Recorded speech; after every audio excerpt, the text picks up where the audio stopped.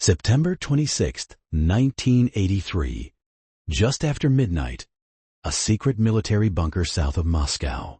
Lieutenant Colonel Stanislav Petrov sits at his station, monitoring satellite data. It's supposed to be a routine shift. Then, without warning, the alarms scream to life. On the screen in front of him, large red letters flash. Launch. The computer is certain. High reliability. The United States has just fired nuclear missiles at the Soviet Union. Petrov has minutes, maybe less, to make a decision. If he reports this up the chain of command, his superiors will almost certainly order a massive nuclear counterattack. Thousands of missiles, hundreds of cities, millions dead within the hour. But if he's wrong, if he ignores the warning and it's real, the Soviet Union could be destroyed before they can respond. He has no way to confirm what's happening. 10 minutes to decide. Launch nuclear Armageddon, or trust his gut and hope it's a mistake. This is the story of Stanislav Petrov, the man who saved the world, and nobody knew his name for over a decade. To understand the weight of Petrov's decision, you need to understand 1983. It was, arguably, the most dangerous year of the entire Cold War. In March, President Ronald Reagan gave his famous Evil Empire speech, calling the Soviet Union the focus of evil in the modern world. Then, just 3 weeks before Petrov's shift, on September 1st, 1983, Soviet fighters shot down Korean Airlines Flight 007 after it strayed into Soviet airspace. All 269 people on board were killed, including a U.S. congressman. Tensions skyrocketed. Both sides had their nuclear arsenals on hair-trigger alert. The doctrine was simple: mutual assured destruction. If one side launches, the other side launches immediately. No one survives. That's where the OCO satellite system came in. OCO, Russian for eye, was the Soviet Union's new early warning satellite network designed to detect American missile launches from space. And on the night of September 26, 1983, it was being monitored by Stanislav Petrov. Petrov wasn't supposed to be on duty that night. He was filling in for a colleague who had called in sick, the Serpukhov.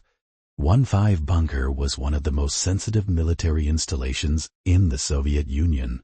Shortly after midnight, the system detected something. The alarms blared. On the main screen, red letters appeared. Launch. The computer reported, one intercontinental ballistic missile, ICBM, heading toward the Soviet Union from the United States. Petrov stared at the screen. One missile? That didn't make sense. Why would they launch just one? He hesitated.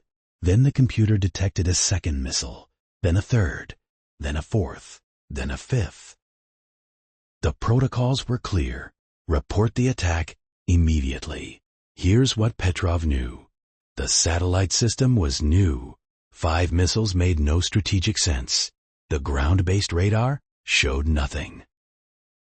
Still, the computer was insisting. High reliability. If Petrov reported this to his superiors, they would almost certainly assume it was real. There would be no time for investigation. Just launch. Petrov made his choice. He declared it a false alarm. He did not report it up the chain of command. He waited. Minutes passed. The alarms kept blaring. His hands were shaking. And then, nothing. No explosions, no flashes on the horizon, no missiles. The radar continued to show clear skies. Slowly, the alarms stopped. Petrov had been right. It was a false alarm. So what went wrong? It was a rare alignment, clouds, sunlight, and the satellite's orbit all lining up perfectly to create a false positive.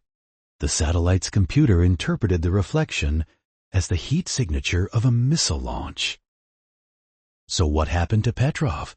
Initially, he was praised, but then the investigation began, and it became clear that the OCO system was flawed. If Petrov was officially rewarded, it would mean admitting the system didn't work. So instead, Petrov was reprimanded for improper filing of paperwork. He received no reward. He was reassigned to a less sensitive post. He took early retirement in 1984. For over a decade, the incident was classified. The world had no idea. The story finally became public in the late 1990s. The idea that nuclear war had been prevented by the judgment of a single officer captured the public imagination. Petrov suddenly found himself hailed as a hero. In 2004, he was honored at the United Nations in New York. In 2006, he received the World Citizen Award. In 2013, he received the Dresden Peace Prize.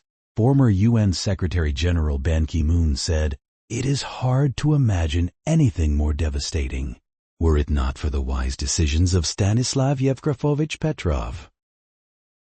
But Petrov wasn't there to receive it. He had died on May 19, 2017, at the age of 77, in his small apartment in the Moscow suburbs. His death went unnoticed for months.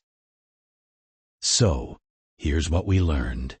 On September 26, 1983, a Soviet early warning satellite malfunctioned. Lieutenant Colonel Stanislav Petrov declared it a false alarm. He was right. For his decision, Petrov received no reward. When the world finally learned what he'd done, he became known as the man who saved the world. But Petrov himself was humble about it. He said, "I was simply doing my job. I was the right person at the right time. That's all." In 2018, Internet communities began commemorating September 26th as Stanislav Petrov Day with a simple message: wherever you are, whatever you're doing, take a minute to not destroy the world. Because on September 26, 1983, one man had 10 minutes to make the most important decision in human history, and he chose life.